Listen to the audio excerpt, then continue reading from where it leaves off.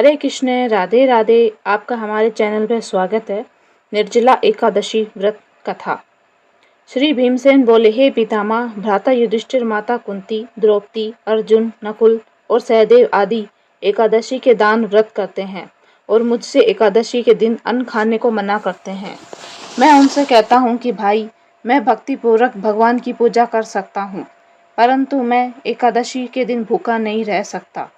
इस व्यास जी बोले, हे भीमसेन, यदि तुम नरक को बुरा और स्वर्ग को अच्छा समझते हो तो प्रत्येक माह की दोनों एकादशियों को अन्न न खाया करो।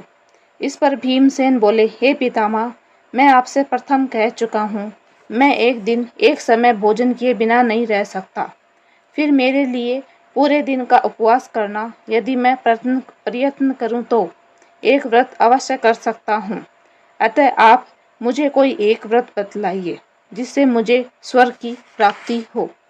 श्री व्यास जी बोले, हे वायुपुत्र, बड़े बड़े ऋषि और महर्षि ने बहुत से शास्त्र आदि बनाए हैं कि मनुष्य को दोनों पक्षों की एकादशियों का व्रत करना चाहिए, इससे उन्हें स्वर्ग की प्राप्ति होती है।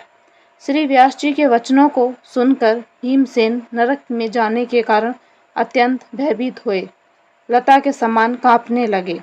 वह बोले, हे पितामह, अब मैं क्या करूं, क्योंकि मुझसे व्रत नहीं हो सकता। अतः आप मुझे कोई एक ही व्रत बतलाइए जिससे मेरी मुक्ति हो जाए। इस पर श्री व्यास जी बोले, हे भीमसेन, कृष्ण और मिथुन संक्रांति के मध्य ज्येष्ठ माह के शुक्ल पक्ष की एकादशी होती है, उसका निर्जला व्रत करना चाहिए। इस दिन एकादशी के व्रत में स्नान, आचमन में जल वर्जित नहीं है, लेकिन आचमन में 3 माह से जल से अधिक जल नहीं लेना चाहिए। इस आचमन से शरीर की शुद्धि हो जाती है। आचमन में 7 माह से अधिक जल मद्यपान के समान है। इस दिन भोजन करने से व्रत नष्ट हो जाता है। यदि सूर्योदय से सूर्य अस्त तक मनुष्य जलपान न करे तो उसे 12 एकादशी की फल की प्राप्ति होती है।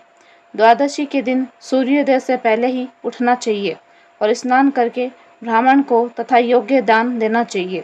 इसके पश्चात भूखे ब्राह्मण को भोजन कराना चाहिए। तत्पश्चात स्वयं भोजन करना चाहिए। इसका फल संपूर्ण एकादशी के फल के बराबर है।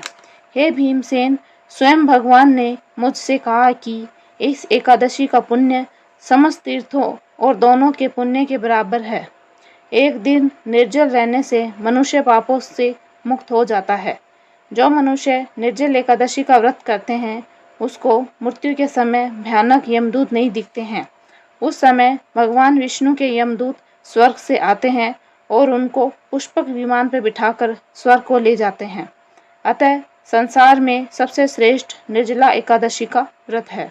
अतः यत्न पूर्वक इस एकादशी का निर्जल व्रत करना चाहिए। उस दिन ओम नमो भगवते वासुदेवाय मंत्र का उच्चारण करना चाहिए। व्यास देव जी के ऐसे वचनों को सुनकर उसने निर्जला व्रत किया।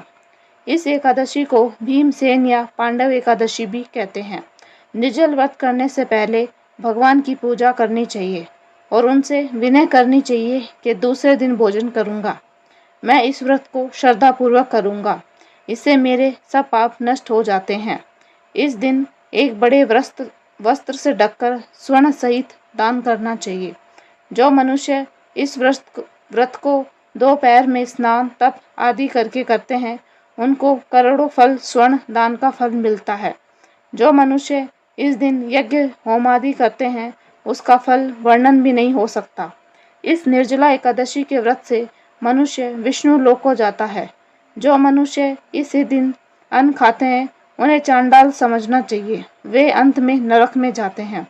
ब्रह्म हत्यारे, मद्यपान करने वाले, चोरी करने वाले, 3 गुरु से द्वेष करने वाले, असत्य बोलने वाले इस व्रत को करने से स्वर्ग को जाते हैं। हे कुंती पुत्र, जो पुरुष या स्त्री इस व्रत को श्रद्धापूर्वक करते हैं, उनका निम्नलिखित कर्तव्य है।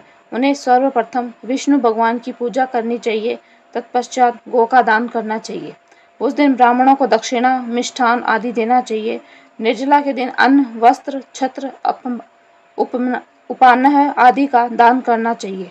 जो मनुष्य इस कथा को प्रेम पूर्वक सुनते हैं, पढ़ते हैं उसको स्वर्ग की प्राप्ति होती है।